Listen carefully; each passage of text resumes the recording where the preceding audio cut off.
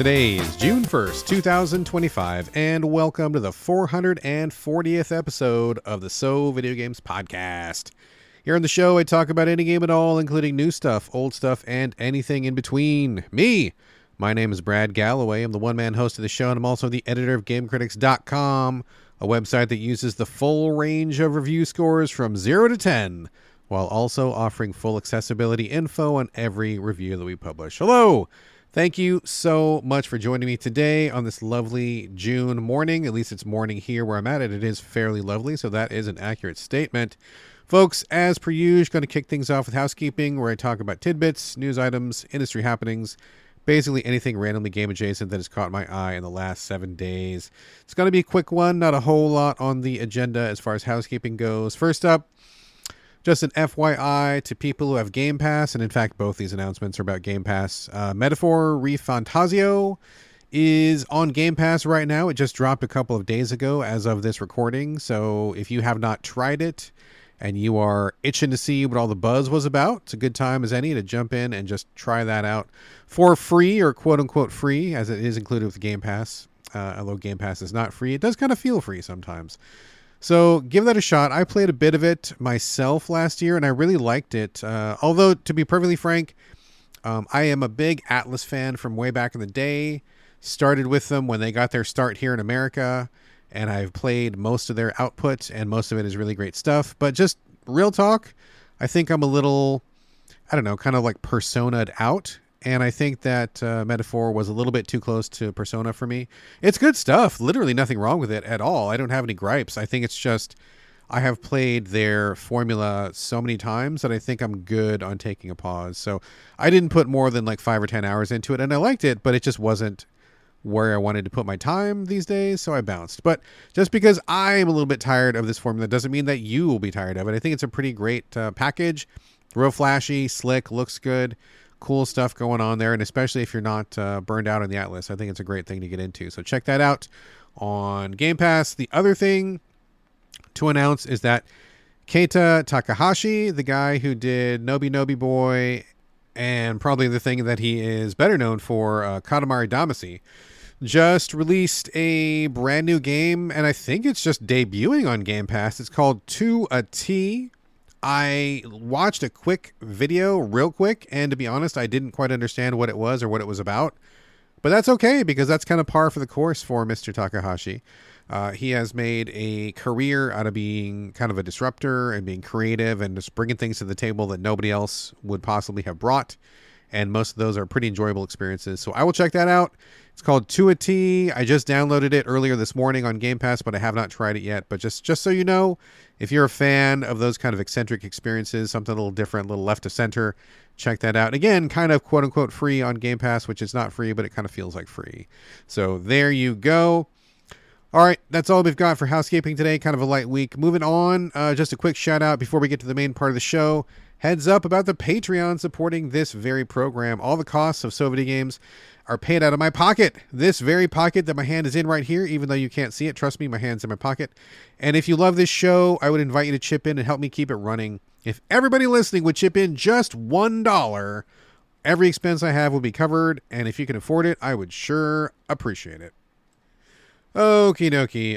As you all know, I like to start every show with circle backs, where I circle back to things I have covered in depth on previous episodes.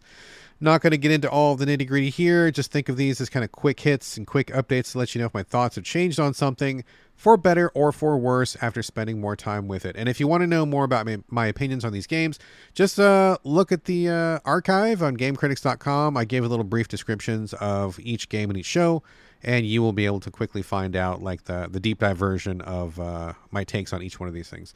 First up, All in Abyss. I talked about this a couple shows ago. This is the visual novel / death game / Texas Hold'em poker simulator. It's pretty great. It's kind of slow going, kind of a slow burn. I think partly because I'm just not very good at playing poker. And also, this is kind of like, well, I don't know. There's a lot of pieces to it, and the pieces I think go together really well. It's a really neat game. I think it's got a good vibe. I like what they do, and like I like these like death stakes poker where if someone loses, you die sometimes, which is pretty exciting stuff. In a game, not in real life. I'd be scared shitless if that was going to happen, especially because I'm so bad at poker. But I hit a snag at one point where I needed to save up like $200,000, which honestly is not that much money if you are good at poker. But I am not good at poker, and every time I got close, I would like lose and I would go bust again. So it kind of like sidetracked me for a little bit. And to be perfectly honest, you didn't have to save up the $200,000, but I knew that if I did save up that money, then my next like quote unquote boss battle would be easier. And I wanted to make sure it was easier because, as I just said, I'm terrible at poker. So I did have to grind for a while, and I finally got it done. I finally like won enough matches and made the 200K. Did the thing and got rolling, and so that was really good. So that's good. I think All in Abyss is nice. I'm still chipping away. I just want to keep it on your radar. I don't think I've played anything quite like it for quite some time, so it's a pretty ballsy move, you know, like visual novel. You know, it's like kind of sci-fi-ish a little bit. Like the death game influence is there, and then also like it's the first game to ever teach me Texas Hold'em, which I think I'm appreciative for, but also I completely suck at. So it's great. It's great stuff. I really like it a lot. I think it's a real dark horse this year. I don't think a lot of people are playing about it or talking about it, but I think it's cool. I think it's really got the juice, especially if you like the whole Japanese death game thing or if you like visual novels. And to be perfectly frank, I think the poker is probably the smallest part of the experience. It's a necessary part, but there's a lot here besides poker. It's not like you're just playing poker 24/7. Like you're doing a lot of talking to characters, investigating, using items, doing other stuff. So it's not just poker, which you might not know. But yeah, it's worth looking into, and I will circle back around on it. I'm not sure that it's going to be in my top 10 this year. It might be. It very well may be, and I think a lot depends on how the rest of the game goes. Strong start so far. I just need to put some more time into it and then like just get better at poker so I can finish the fucking game. But keep your eyes on this one. I think this is a real contender for like, you know, like sleeper hit this year. So there you go. That is my circle back on All in Abyss. Only one more circle back here, and this is for an old one, Bomber Crew on the Switch. I've talked about this a couple times before. This is from Runner Duck. It is the systems-centric real-time management game where you play a crew of people on a World War II style bomber, like a flying fortress type, and you run mission after mission in enemy territory. You have like a number of stations on the plane, but you always have like one fewer guy than you need. So let's say, for example, there's like, I don't know, 8 stations on the plane, like a gun, like a bunch of guns, pilot, map, radio, engineer, whatever. But then there's always like one guy short, right? You never have one guy for each station. And so you've always got to decide like where you want that gap to be. And then you fly around and you can move people inside the plane in real time. Sometimes people get shot. Sometimes you have to like manage a bunch of things. Sometimes you're inside the plane view looking at the guys doing their work. Sometimes you pull back and you see the plane like in the larger context of the airspace and you're like fighting enemy attackers and so forth. It is purely systems based. Like you have to really like managing the crew and managing like flying the plane through enemy territory and watching the radar and handling all that stuff. But something about it, like normally I don't like these kinds of games, but this one just fucking just works for me like so hard. I just really love this game. Finished the main campaign a while ago, but they put out some DLC. It was called the USAF DLC, and they give you a different kind of plane, a slightly larger plane, and they give you slightly harder missions. And I always wanted to finish it because I just love this game so much. I just really want to see everything the game has had. I started the DLC a while ago and I just like kind of dropped off it for a while. And then I came back. And at one point I did start again. But the thing about the one big problem with Bomber Crew, like probably the biggest problem with Bomber Crew, is that the developers have put kind of a, I don't want to say roguelike spin, but it's not. But it's kind of like that where if you lose your plane, you can lose the whole plane, like it, and it autosaves like after every like big milestone. So if you're on the plane and it crashes, it'll save immediately after the plane crashes. If you lose some people, like it'll save after you lose people. And so you have to have like parachutes and passenger pigeons, which is a real thing in the game to like let people know where your pilots go down. You need to have like rafts if they fall in the ocean, stuff like that, which is all well and good. but it's very possible to have a plane that is really decked out, and if you lose it, like, the loss is just like really insurmountable. Like, it's so much money invested, so much time and money to get your plane to be like really badass, and if you lose one on accident, that it's too much of a burden to like earn it all back to start from scratch, like with a stock plane with like no upgrades. It's too crushing. And so the workaround for this is you have to, if something goes horrifically wrong, and it's very possible, things can go very wrong in a very short amount of time in this game. And so if that happens, like you lose one guy, then all of a sudden you go to help that guy and you lose the second guy, or the engines are on fire, or even worse, you make it back to base, but like one of your landing gear is broken and you have to land on one landing gear and you might lose the whole plane. Like, if that happens, you need to actually quit out of the game and close the game immediately. And if you do that immediately, it'll stop and it'll revert you back to your previous save. And that's like really the only thing that keeps this game playable. Because what happened was, when I got halfway through this USAF DLC, something went wrong and I didn't quit the game fast enough and I lost my plane. And it was just so soul crushing to have to think about starting all over again with characters that have to be leveled up again, with a plane that has to be built up again to earn all that money and run all those missions again. It was too much. And so I quit it. But I still love this game. I wish they would fix that one problem, because I think that's just, they have really underestimated how incredibly devastating it is to lose a plane like this. Like, you lose like hours and hours of progress, and then have to start over is like, no, thank you. So being able to quit out is the only thing that makes it doable. And I did lose the save a while ago, and that made me stop. But I'm back now. I am determined. I am 3/4 of the way through the DLC. I've been taking my time. I've been kitting out my plane. I have quit out of the game a couple times when things have gone wrong, because I'm not doing this again. But I am determined to play this. So I will finish it. It's not for everybody. It's super specific. It's super systems heavy. You got to really dig what's going on here, because this game really only does one thing, but it does it so well that if you like it, it's amazing. And also, just a quick side note, the reason I even brought this up and what made me think of it was, I mean, it's always on my backlog, but this same development crew, Runner Duck, they just released a brand new game called Badlands Crew, and I believe Jason over at Game Critics just reviewed it. That's kind of what made me think of it again.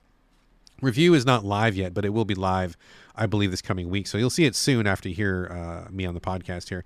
But in that game, they do kind of the same systems thing, but in a Mad Max way. So you've got a truck that has like multiple trailers. You load it with like armor and guns and spikes and skulls.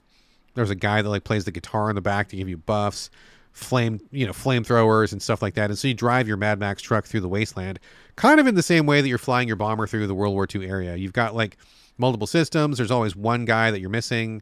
So you've got to like juggle things back and forth, and you're kind of like fending off enemies while trying to get where you're going. I'm down.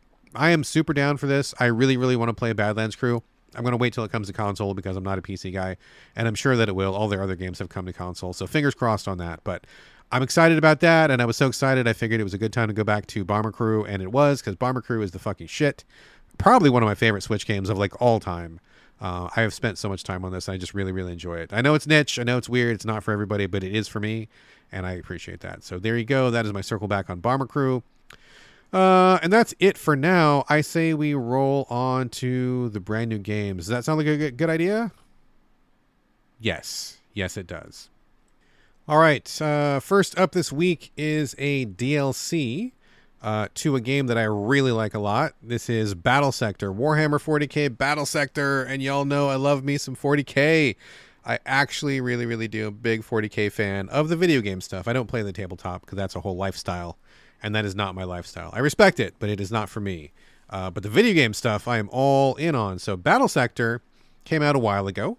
Had a whole campaign. It also has a bunch of like just skirmish mode type stuff. I mean, it's a really good package. I like Battlesector quite a bit, especially if you are new to the 40k universe. I think it's a good place to start, because it's pretty straightforward, easy to understand. They kind of get across the fundamentals of like how you play the base level 40k stuff, and I think it's good. There's also like a lot of modes where you can just mix and match stuff, and yeah, it's good package.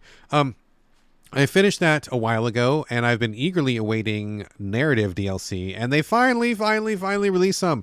To be frank, I'm honestly shocked that they have not released more narrative DLC, because I would play a narrative campaign like once a quarter. Every 3 months, you can definitely have my $20. You bet. I would just play this like basically forever. So the new DLC is called Deeds of the Fallen, and it stars the Adeptus Sororitas, which are the lady faction of Warhammer 40k. There are women in 40k. Don't be fooled. There are women here, and this is the all girl squad where you've got like all sorts of like gunners and tank drivers and jetpack soldiers and all sorts of stuff in there. There's a few folks who are not ladies, and those are usually the people who are being punished. So there's kind of a big S&M vibe going. There's one big unit I just unlocked yesterday called the Penitent Engine. It is it's pretty cool. It's like a giant mech suit with like these huge like saw blades in the front. It's also got flamethrowers attached to it. But the thing why they call it the Penitent Engine is that they take one of the sinners that they have, somebody who has offended the emperor or has committed some kind of heresy or something, and they bolt them into the front of this mech suit. So like imagine a big mech suit, and you know people are usually inside the mech suit, you know, well armored and protected, and they're like, no, you're a fucker. You did something really bad, so we're gonna strap you to the front of the mech suit.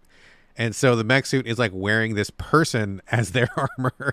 They're just like, they're all up there and they're shrieking and they're like writhing around, and they have zero protection whatsoever. So I guess the thought is if the Emperor will forgive you, then you'll make it through the battle alive. And if you don't make it, then I guess you weren't going to be forgiven. So just imagine this giant mech suit with a person strapped to the front of it, taking all the shots and bullets and stuff. It's fucking wild. Typical like 40k madness. Anyway, so the game is played like the rest of Battlesector. It is a isometric or semi-top-down viewpoint, turn-based tactics. You have a bunch of units that you can select. You can put together whatever army you want.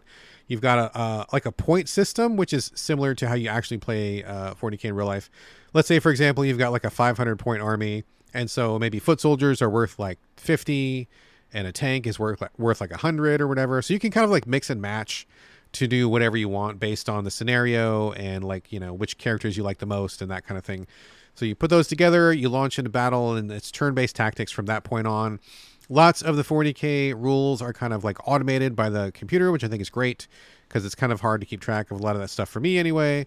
And so you just go into these battles turn after turn. They do the typical storytelling of, you know, they're there to, I don't know, redeem something or save something or whatever. I mean, to be perfectly frank, I don't think the story is really the main draw here, even though I just said I wanted more narrative DLC.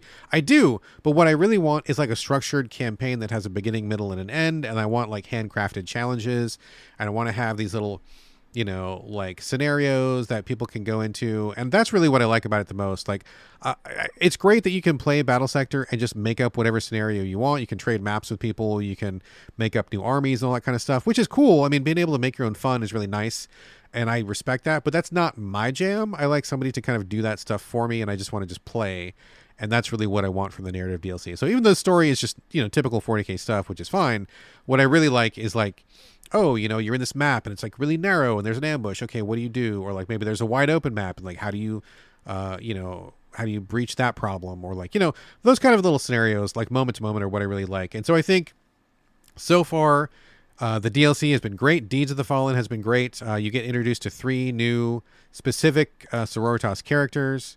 You've got a healer, you've got the leader who's like, she's called a canoness, and then you've got a person who's like, I don't know what they call her, but she's kind of like inspiration of the battlefield. Like whenever she's there, she makes other people better just by being around, and so your characters will get like better attack or better dodge or something like that. So those are like the story characters, and then each one has their own skill tree. The rest of the army, like the army units, they do not have their own skill tree, but you can modify them. You can change their weapons, and they have little different abilities. You can kind of mix and match as you unlock stuff. But so far, I'm just really liking it a lot. I think it's great addition to the game. I'm happy to see the Sororitas. The main enemies in this DLC are the orcs, and they are assholes, and I hate them. They're big, giant, gibbering green guys, and they don't know how to spell. And all of their guns and, I don't know, like their contraptions, their armor and stuff, it's all like really like cobbled together and like just, you know, duct tape and a couple screws and a paperclip kind of holding it all together. It looks all really junky. But they are weird because the orcs can kind of like either completely whiff or they get like a really big hit, kind of like either way. So I don't know. It kind of like, I guess, relates to how they're just very unreliable and kind of just making things up as they go along. But so that's going well. I mean, it's just great. It's a great time. I like 40K. I like Battlesector a lot. I like that they gave us another narrative campaign where you've got structured challenges. It's just good stuff. I can't say enough good things about it. If you like 40K, this is a great thing to check into. If you like Battlesector, you should absolutely come back and check this out. There are a couple surprises in store. Not going to spoil those, but I've appreciated those so far, and I'm just really enjoying it. The battles can be a little long. I think I played one yesterday. It took me like an hour, so that was pretty hefty. They don't usually go that long, but that was a particularly tough one. But I believe there are 12 missions altogether, which will keep you busy for a good little while, and then you've got new units unlocked in the game if you want to do your own create a map thing or whatever you want, like the making your own fun part. So far, Battlesector Deeds of the Fallen is awesome. Check it out. It's definitely a big thumbs up if you like 40K. And even if you don't, I think Battlesector itself is a great place to kind of dip a toe in if you want to see what all the 40K hubbub is about.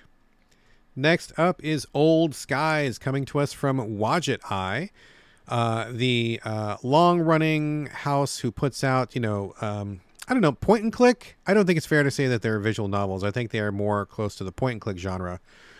They have a long history putting out some really good games, character-focused games, narrative-focused games, which is good stuff. I'm not always on board with everything they do because I am horrifically bad at point-and-click games, but I do like what they do. They put out one a while ago called Unavowed, which I thought was just like absolutely stellar. What an amazing fucking game Unavowed was. I just ate that up, left no crumbs. It was just fantastic from start to finish. And so since I had such a great time with that one, I wanted to check out their new one. This is their latest. It's called Old Skies.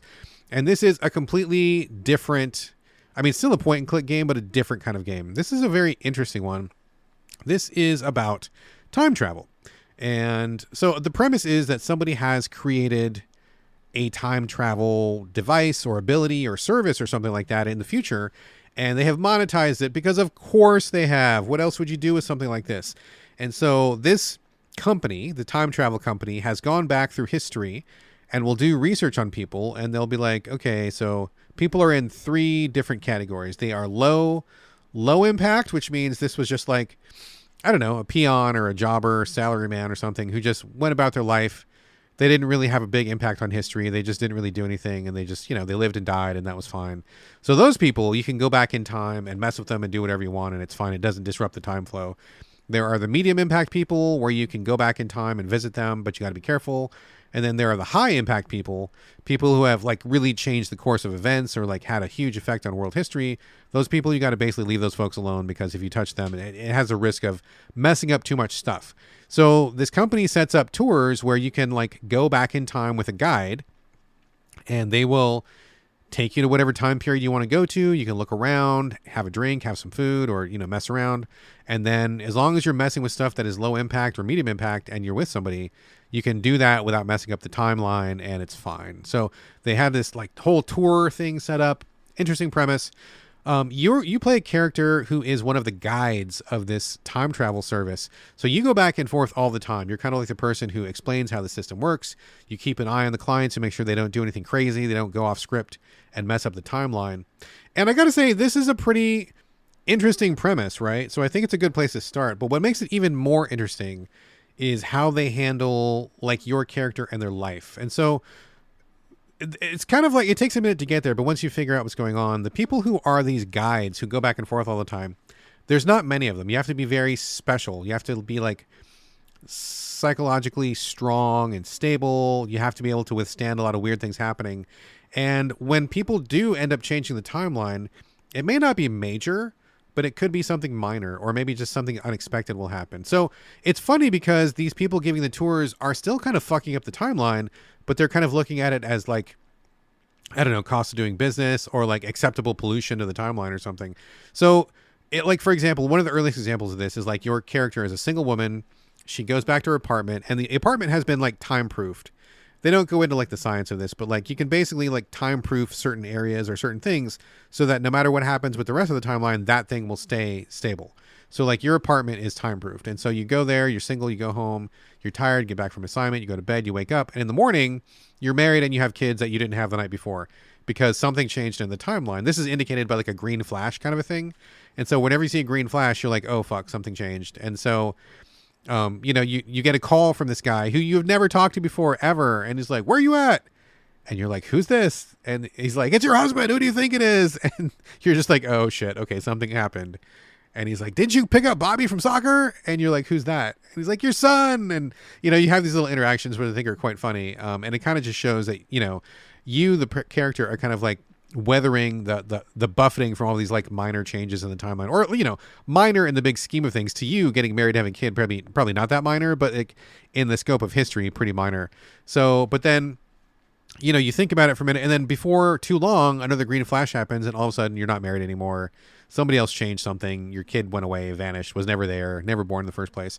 So like that kind of stuff happens when you're like chilling at a bar or going about your business. Like these weird things happen, which is pretty cool. I don't think I've ever seen a take like that where they just kind of like weather the storm of like all these changing things, and they never quite know what's happening. It's interesting too, because you can always go back to your like personal computer and check on yourself and check your changing bio. Like every time something happens, you can go back to your computer. Okay, who am I now? One time you're a raver, one time you're like depressed, and one time you're married, and one time you're single or something. And so you can kind of like keep looking up what's happened to you. Even though that may not have a direct impact on how you're playing the game, I think it's really cool flavor and really good world building that really goes a long way towards selling the concept of like this time travel. So it is a point and click game. It's shown from 2D perspective, and the graphics are kind of interesting. They almost look like rotoscoped or something. It almost looks like they're smooth in a weird way that kind of like catches your eye. So maybe there's actors and they traced over the actors or something, or maybe just they're just doing a particular type of animation. I don't know, but it looks interesting. I think it's totally fine. And what happens is you go off on these different cases. Like you have, I think, I'm on the second case so far. The first one is you're taking a guy back to his old high school era. He's like an old doctor, and he wants to relive his glory days. And so you go back with him to his high school. He goes to his favorite cafe. He checks in on like this girl that he used to love back then, so forth and so on. I'm literally spoiling nothing. I'm being very mindful of spoilers, so don't feel like I'm ruining the game. This is just like, that's case number one. Other stuff happens, obviously. Case number two, you get done with that guy, you move on to a whole new thing, and then your client is a boxer, a lady boxer, and she's very successful, world champion. She retires, and she wants to go back to the past, way, way, way, way back in the past, and she wants to talk to another boxer who retired because she wants to ask some advice about something. And so, again, I'm spoiling nothing. This is just the basic premise of the case. Tons of other stuff happens that you don't know about that I'm not telling you right now because it's a secret. And so you go back and like track this boxer down, and you're trying to be careful about not to spoil the timeline and stuff like that. So really interesting. I like the episodic feel of it so far. I think it's a really cool idea. Graphics are fine. Voiceovers are great. Almost everything in the entire game is voiceovered, which is really nice. I appreciate that quite a bit. It adds a lot to the presentation and the ability to connect with these characters. And so far, all the voiceovers have been just really, really good. I am early days right now, so I don't have a lot more to say other than I really like the premise and I like how things are playing out. I can say a little bit about the mechanics. Okay, so the point and click thing. Full disclosure, I'm terrible at these. I've said that already. I'm awful at point and clicks. I like them when they're rolling along, but I get stuck. And so the ones that I like the most are the ones that don't spend a lot of time on moon logic or really contrived puzzles. I like ones that are very logical, or ones that give you options to do things. And there's a few out there that I think have really connected with me. Unavowed was a really good one, which I really liked. Nine Witches was another really good one, which I really liked. So I think this one remains to be seen. I'm only in the second case, like I said, but I have gotten stuck. Really stuck a couple times, and I have an FAQ on hand, and I'm at the point now when like I'll try something like 2 or 3 times, and if I can't figure it out, I just look up the FAQ because it's pretty frustrating. Now I have heard from people who are probably a lot better at point and clicks than me, and they're like, oh, this is a really easy one, I haven't even gotten stuck once, I just blew through the whole thing. And if that's you, awesome, I support that and I salute you, and that's great. I am not that person. My brain waves do not often match up with the people who make point and clicks. Like their brain waves are often on a very different frequency than mine, which is fine. People are different. That's all good. But I have gotten to a few places where I am frustrated because the thing that is stopping me is so like dumb and silly. And I feel like in my head, I can think of like 100 ways to fix the situation, but the game needs you to do it like one certain way, right? Like, so in this one particular case, you're in a bar, and the first time you go there, you get killed because of an unexpected outcome. no problem. The handler who works for you back at the station is like, no problem, I'm going to rewind time, bring you back to life, you're okay. And then you try again. So you go back to the exact same situation. And you know what's going to happen. Your character does. And so you have to figure out a way to like not get killed. And I was like, I could think, like, personally, I could think of 10 ways to not get killed, but I couldn't do any of them. I had to figure out the way that the game wanted me to do it. And I just wasn't getting it. I was like trying different things. There's not a whole bunch of items okay. Divergence. I do want to give props to this game because there's not 10,000 junk items to pick up. Like if you pick something up, it is very likely going to be very important. You will use basically everything you ever pick up. So that's good. I think that's awesome. And I want to give kudos to that because I hate games where you pick up 10,000 things, but only like 3 are vital and the rest are just to fool you or to make you waste your time. So I had like a couple things in my inventory, just a couple, and I could not figure out what to do with them. And anyway, long story short, I'm not going to spoil this puzzle or anything, but like I ended up getting killed in the bar like 9 times in a row and I just could not fucking figure it out. And when I finally did figure it out, I was like, okay, that was just really fucking fiddly and fussy and I didn't care for that. And that's kind of how it has been with the other parts where I've gotten stuck too. There's an interface where you can like research the history of people that you meet. And there's like a little like micro search engine where you can put in like a first name and a last name. And they want you to go back to that a lot. And I just wasn't used to having to do that. And so a couple other times I've gotten stuck is because I wasn't properly using the search engine to find out historical information. I think I am more used to that now, but I think they could have really spotlighted that a little bit more to help onboard the player and just kind of get them used to the idea of doing that. So I feel like when this game is going well, like when I understand what I'm doing and when things are fine, I really like it a lot. And I think that's great. I think it's got a good vibe, good voice acting. I like the premise. It's cool. And I do like Wadjet Eye Games. I think they do good work over there, certainly. But, you know, again, I'm not great at these. And so when I get stuck, I get really stuck and I get frustrated and it kind of saps my enjoyment of the game. And I kind of don't like having to have an FAQ on hand, but I do because there's no other way I'm going to get through the game. So I guess that's just the price I pay for playing these. So I think it's great when I'm rolling and it's frustrating when I'm not, but I guess that's true of basically anything, isn't it? So anyway, early days on Old Skies. I'm going to keep playing it. I think it's really good. If you like Wadjet Eye Games, definitely pick this up. If you like point and clicks, this is certainly a good one. I think that's pretty obvious to see from any perspective. And because I loved Unavowed so much, I'm definitely willing to give this one the benefit of the doubt. I've heard this one from other reviewers is a little bit of a slow burn, but I heard it really, really heats up at the end, which I'm excited about. So we'll see how that goes. But so far, Old Skies, I think, is good. I think it's really good. I'm liking it a lot. I think it's definitely recommended, but, you know, with the caveat that you probably get a little bit more out of it if you're better at point and clicks than me, because I am fucking miserable at them, but I still like it. Anyway, so that is Old Skies from Wadjet Eye. All right, last game of the show, Fantasy Life I, The Girl Who Steals Time, coming to us from Level 5. Okay, so I love the original Fantasy Life, which came out a while ago. I believe it was 3DS in 2012. That's right. And it was great. I loved it. Everybody in my circle was playing it. We had a great time. It was kind of one of those buzzy games that people got into, and it was just fantastic. So it's been a minute since the last one, and when I heard this one was coming out, I had to go for it. So let's do, you know, I should have done this earlier. Full disclosure, for the games which I talked about on the show so far, All in Abyss I got a code for, Bomber Crew I bought, Battlesector I got a code for, Old Skies I got a code for, but Fantasy Life I bought full price, and I'm sure that some of you are shocked and appalled right now because it's so rare that I'll pay full price for anything. But I did. I paid full price for this. I mean, we didn't get an offer for code, whatever. I know our relationship with Nintendo is kind of sketchy at the moment, but I was just like, I got to play this. I really want to get in on this. I had such a great time with the original. So I paid full price, just got the basic. I didn't pay for the extra because it was just like, seemed like a lot of worthless piffle, some costumes or something that I wouldn't give a shit about. So just got the base game and jumped into it. So what is Fantasy Life? Okay, so the basic premise is that you are a character in this fantasy world, and you have, I believe, 14 different jobs you can do. You can be like a knight, a berserker, or a mercenary. You can be a farmer. You can be a fisherman. You can be a seamstress or seamster. I'm not sure how that goes. Tailor. What did I say? Wood chopper, alchemist. I don't know. There's like 14 of those things.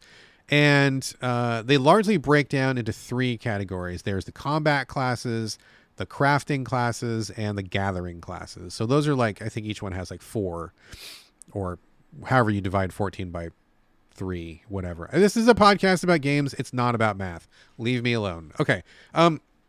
So you can choose any one of those lives, is what they call them, and then it has its own set of equipment, its own set of minigames, its own skill tree, its own campaign, its own abilities, and stuff like that. And so you can just spend crazy amounts of time maxing out each life, each career, each job path. So I think that in itself is really a lot of fun, because I think the challenges are kind of different. Like being a tailor, so you make clothes, and that's like your whole thing. Is like you just make clothes all the time. If you want to be the wood chopper, your goal is to like chop down bigger and bigger trees and improve your wood chopping ability. If you're a combat class, you fight, harder and harder bosses and kind of go up that line. If you're fishing, you're going after the biggest fish, etc., etc. Oh, farming's in there too. So it's cool that they have these little jobs and little paths laid out for each one. It's a lot of like doing individual challenges, like leveling up that particular class, maxing out the skill tree, going after these little tasks that you do.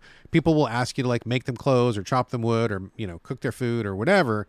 And you got to do all these little things. It's just really, really cool and very, it feels, I don't want to say grindy, because I feel like there's a negative connotation with that, but it's something where there's a lot of content there and you can just kind of go into it. People have described this as a cozy game, and I think that's accurate. So there's all that, like 14 different classes that you can get into and just like live a life with each one, do the complete quest line for each one. And they all feel like fairly different and interesting and different characters and so forth and so on. But Fantasy Life I has gone even further than that, because there's also a main quest. There is an overarching quest about the ability to travel through time. So I'm not going to spoil anything. And to be fair, I think this game's narrative is not its strength. I think it's just kind of cutesy, so forth. But you find a dragon, a bone dragon which has no meat on his bones. He's just a skeleton. And he has the ability to travel through time. And so what happens is there's an overarching quest where you have your starting island. You can go through time and go to the same island in the past. And then you can also go to a different dimension and then have like another island, which is totally disconnected from the other two. And I believe there's even more than that, but I'm still kind of like in early days here. So it's kind of neat. It's got a little bit of a Chrono Trigger feeling where you can like go to the past and then do something there, then go to the future and then do something there. And sometimes you'll see how things link up, which is pretty cool. I like that a lot. I think that's cool. And on the third island, the one that's in a different dimension, that's like a little bit of Animal Crossing, where you can build your town the way you want it, and it's disconnected from the other lands. It's just like in a pocket dimension or something. So you have all these tasks you can do, and you bring villagers to that place, and you can build up that, and you do a whole Animal Crossing thing. Like it's a lot of stuff to go through. So there's a massive amount of content in the game. You've got all the careers, you've got the main storyline, you've got your Animal Crossing island to take care of. I believe there's also multiplayer. You can have friends join you, and it's just, there's like lots and lots of stuff to this game. I think what makes it good is that it's interesting, and I think that they really document very well what you're supposed to do. There's so much content here, it would be easy to drown in it, but they have like detailed quest logs for each class. They also have a quest log for the main storyline. They also have a quest log for personal villager quests that you meet. So like everything is well documented, easy to follow. If you forget where you're going, they tell you where you're going. They put little helpful arrows on the map if you don't remember what your destination was. So they realize there's a lot here to chew through, and you may jump back and forth. Let's say, for example, you start the mercenary class, and you're like, this is really fun, but I want to be a farmer for a while. You can go do that. There's no limits. You can just immediately start and switch over. And then they will... All the menus in the game automatically switch over to accommodate the new class, and then when you switch back, all the menus in the game switch back, which is quite a feat. I think that's really smart thinking, and I think it was really pleasant and brilliant of them to do that, to make it as easy as possible for players to manage this like mountain of content. So I think that's really good. I think the combat classes are pretty fun and straightforward. It's fun to just like chop up all these, mean animals and monsters that you encounter, and you get better and better little abilities you can do. You can throw an energy wave, or, have some shield parries and stuff like that, which is fun. But then you can also just go farm for a while, or you can also go, I'm doing the wood chopping. And so what I'm trying to do in the wood chopping quest line is find large oak trees, and then you have to finish them off with a certain axe blow in order to get like the best rating. So it's not just like you're tapping A bunch of times. Like when you tap the oak tree, you'll chop into it, but then the tree will kind of like quote unquote fight back by its health bar regenerating. And you want to be, it's like a DPS race where you're chopping faster than the tree can regenerate. You also have stamina, so you can't just do it indefinitely. So you've got to be kind of strategic about your chopping. And then you want to finish each tree with a giant like finishing blow to get like the best rating. So there's kind of like a little skill-based minigame in the cutting of the trees. Each tree has its own characteristics. And so that's kind of like you're battling these trees in a sense, which I think is pretty neat and fun. So they do little perks like that for each job. All the jobs I think are pretty well done. I have not been through all of them yet, but I've done them before in the original Fantasy Life, and I'm sure they're going to be similar. So I think those are great. I'm looking forward to them. It's nice to have the overarching storyline, and I've barely scratched the Animal Crossing part of it because that's just like a lot. I've got my hands full right now. I feel like I've got plenty to do. And I do appreciate the game lets you take it at your own pace. You can do whatever you want in any order you want. There is no rush. There's no pressure, no time pressure. You can just jam on the main quest for a while if you want, and then you can be like, nah, I want to go chop some trees, or you're like, I want to go fish, or I want to go make some dresses or something. You can do like whatever you want and just do anything at any time, no limits. Grind as much as you want on any career and just, play at your own pace, in your own flavor, on your own time, in your own way. So I think that's really kind of the main appeal of it. Is there's like shitloads to do. It's all pretty fun. You can change it up as much as you wish. And they just they're just offering you this giant buffet of stuff that you can kind of swoop in and enjoy at your own pace and your own time, which is great. I like it a lot. I think it's, honestly, if you just bought Fantasy Life, you could play that for like 6 months probably and just rinse all the content out of that thing and just play it from start to finish. So definitely good value for money there. And I'm just having a good time. My only complaint about the game, well, a couple complaints. Number one, I feel like I wouldn't have expected this, but I do feel like it is pushing the Switch hardware. I'm on the original Switch right now, and I feel like the graphics are a little bit blurrier than I would like, and I would like a little bit more camera control. I think they are working within the Switch's limitations. I've heard and seen pictures of an upgrade to the Switch 2, and it looks sharper. It looks a little bit better. So I'm a little bit jealous because it's not terrible by any means, and I don't notice it after a while. But like when you see the side-by-side comparisons, you're like, oh, I wish I had the better version because it does look better in the other one. So that's kind of a slight bummer. I also will say that I'm not 100% down with the art style. That's probably like my biggest complaint is, it's been like a long time since I played Fantasy Life 1, and I know it was a little bit on the cartoony side. But I think they could have updated the style and make it look a little bit different now. It looks a little bit too much like Mii's from the Miiverse or whatever, like on the Switch, Like I would have liked slightly more, I don't know, sophisticated art style, more detailed art style. Although I guess that's a problem if the Switch is already chugging. But, and to be clear, it runs fine. Like it runs fine. There's no problem with that. It's just a bit blurry. But yeah, I just, it's a little on the cutesy side for me. It's a little on the twee side for me. I wish it had just a slight edge to it, or just a little bit more, I don't know, blackness to it, like stronger lines, a little bit more shading, less smiley faces on everybody. So if you're okay with that art style, I think it's totally not a problem, and I'm fine with it. It's okay. I don't notice it after a while, but it's not looking like this style is not my cup of tea basically, but I do like the gameplay. So I think the gameplay is keeping me in, whereas the art style is kind of like, not the best. So anyway, but that's a pretty small complaint. I think this is a massive game with a lot of cool and fun content that will keep you busy for a long time. And I think it's nice to have a safe place to go to when your brain needs a break and you want to get away from the world and you need to just farm turnips for an hour or something. You can just go do that. And I think it's very eager to meet you where you are, which I think is something very valuable these days. So I appreciate that. I appreciate that very much. Again, early days. I've only started, I think, maybe 3 of the careers out of the 14. I'm only in the opening chapters of the main quest. I have not even barely scratched the Animal Crossing stuff. It's a huge, huge fucking game, folks. It's a huge game. I'll be chipping away at it for a while, but so far it's absolutely a thumbs up. Having a great time with it. Certainly worth a purchase. If anything I've said sounds even remotely interesting. So there you go. Fantasy Life I, the girl who steals time. Okay, the game portion of the show is now officially done, but like many people, I do spend a few minutes a week in front of screens that don't have menus or life bars. That's right, it's time for the TV and movie roundup. First up is a movie that the wife and I watched on Tubi. I think it came out in 2020. It's called The Owners. This is a horror/suspense movie about a group of really dipshit ne'er-do-wells who are looking for an easy score. So they are casing the house of an older couple. It's a doctor and his wife. This takes place, I want to say it's like in England or something like that. They're in the countryside, so they're kind of far away from everybody else. They got this giant house, and apparently people think they're loaded. So these three knuckleheads are like watching their house. They wait for the old couple to leave, and then they go inside, break into their house, and they're looking for like cash and valuables. And apparently the doctor is supposed to have like this safe in the house that's just like loaded with cash. And so these guys are going to break in and rob them while they're gone. Of course, things go sideways. I'm not going to spoil anything. I will not say anything that was not in the trailer. But suffice it to say, things do not go as planned because complications arise.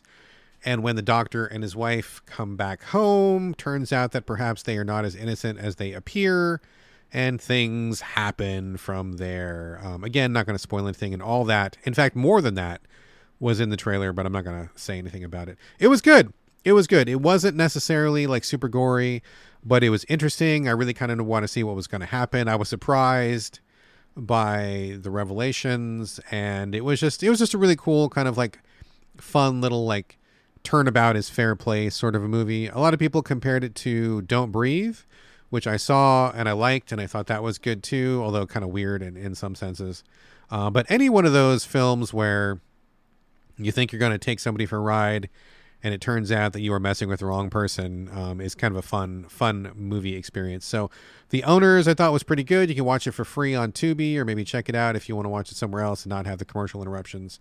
Thought that was creepy and fun and good. And it wasn't particularly dark or gory. I mean, it was...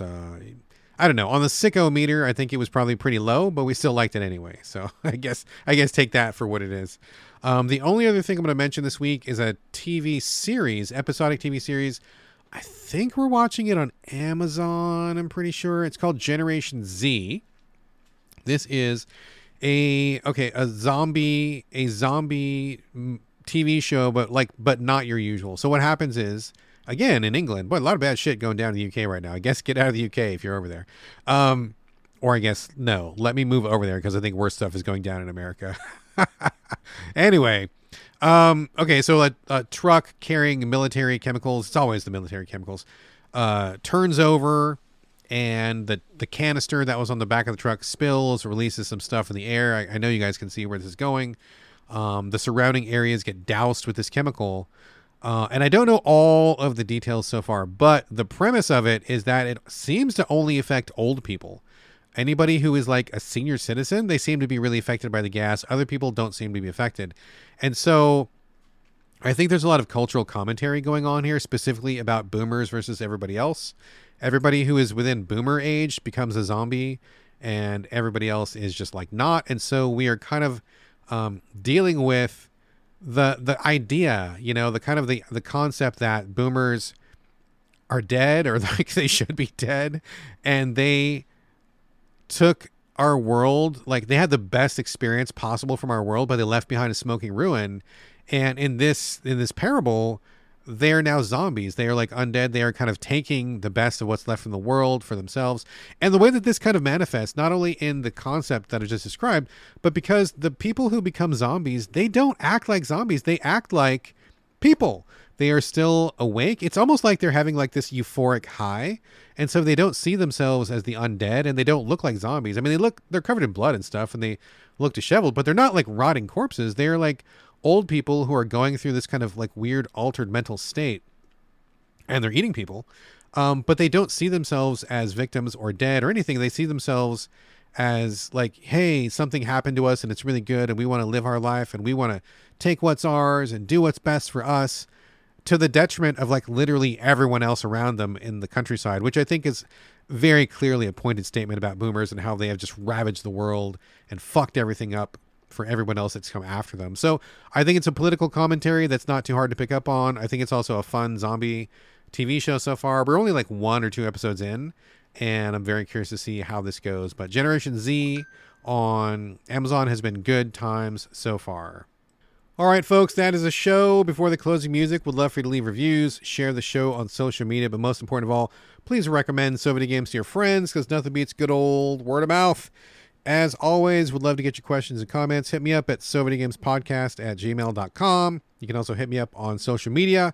I am on Instagram and Blue Sky. It's my name, BradGallaway, all A's, no O's. You can also hit me up in the So Videogames Discord, which is totally free of charge. Just drop a line through any of the channels I just mentioned, and we'll get you on board to continue the conversation. And like I said earlier, if you would like to support the show and help the cost of running this podcast, you can do that over at patreon.com/the So Videogames Podcast. Every single dollar helps, and a euro helps that much more. All right, folks, that's going to do it for episode 440. Thank you so much for joining me here in the So Videogames Podcast, and I'll see you next week.